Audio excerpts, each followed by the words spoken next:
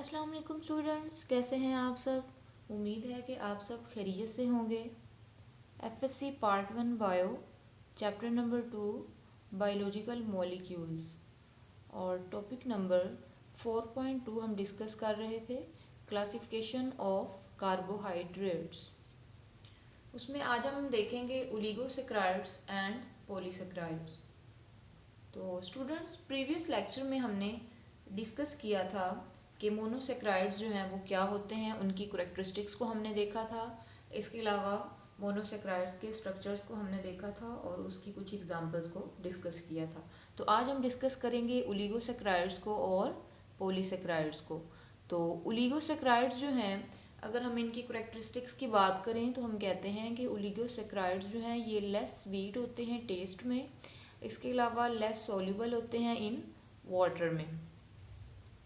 तो अगर हम कैटेगरीज के लिहाज से देखें कि कोई ऐसा ओलिगोसैकराइड जिसकी हाइड्रोलिसिस करें तो 2 शुगर के मॉलिक्यूल्स ऑब्टेन्ड हो, उसको हम डाइसैकराइड का नाम देते हैं।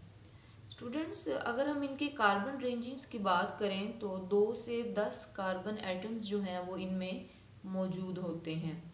तो डाइसैकराइड्स की जब हाइड्रोलिसिस की जाती है तो एज अ रिज़ल्ट 2 शुगर के मॉलिक्यूल्स जो हैं वो ऑब्टेन्ड होते हैं। तो इनको हम डाइसैकराइड्स कहते हैं। डाई मीन्स 2 और सैकराइड मीन्स शुगर। ठीक है, 2 शुगर के मॉलिक्यूल्स हासिल होते हैं डाइसैकराइड्स की हाइड्रोलिसिस के बाद। इसी तरह से ट्राइसैकराइड्स हैं।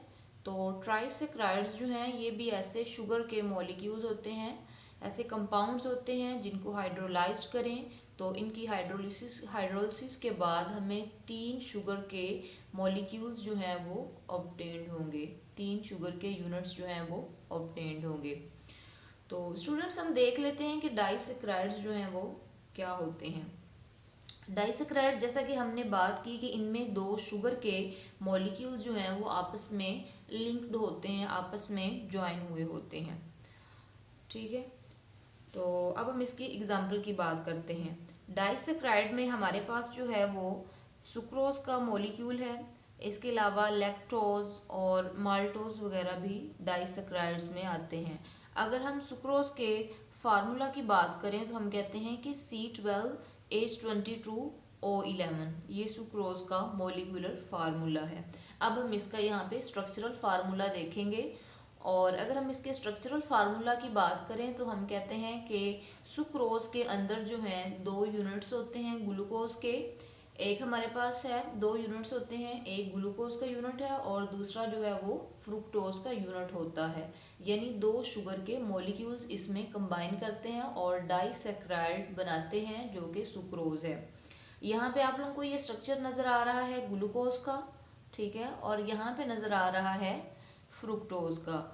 तो अब हम देख लेते हैं कि किस तरह से ये आपस में लिंकेज बनाते हैं और एज अ रिज़ल्ट जो है हमारे पास डाइसैकराइड सुक्रोज की फॉर्मेशन होती है।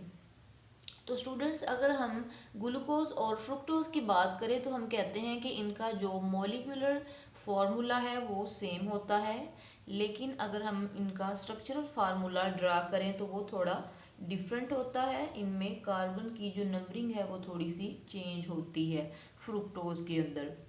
तो ग्लूकोज जो है ये 6 कॉर्नर रिंग्ड स्ट्रक्चर है और फ्रुक्टोज जो है ये 5 कॉर्नर रिंग्ड स्ट्रक्चर है।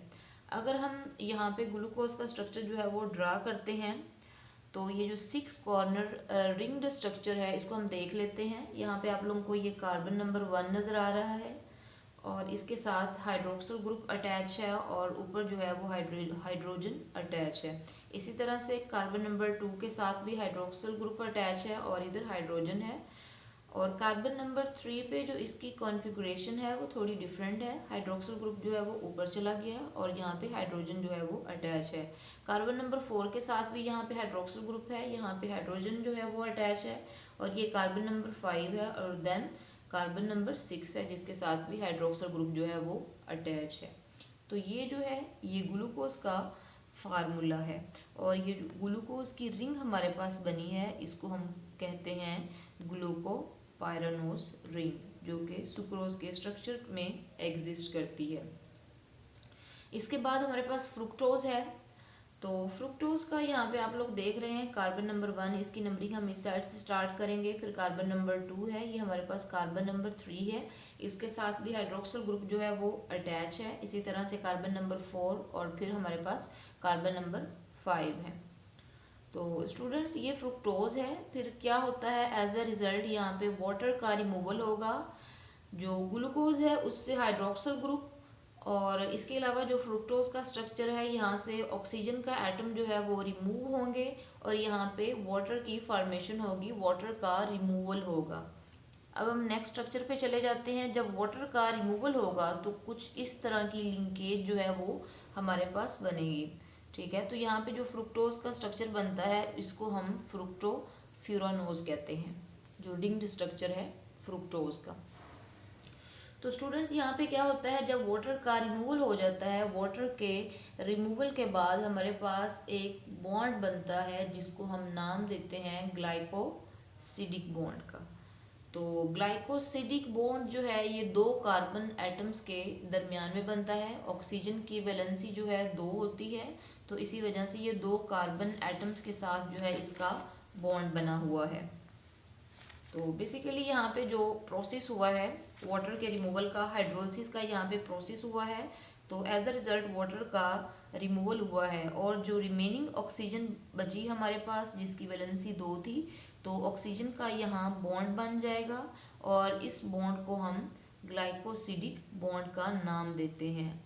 और ये लिंकेज होती है दो कार्बन के दरमियान में, तो इसको हम ग्लाइकोसिडिक लिंकेज का नाम देते हैं। बेसिकली ये कार्बन नंबर 1 और carbon number 2, carbon number 1 glucose के और कार्बन नंबर 2 फ्रुक्टोज के दरमियान में ये लिंकेज होती है, तो इसी वजह से इसको हम 1,2 ग्लाइकोसिडिक लिंकेज का नाम देते हैं।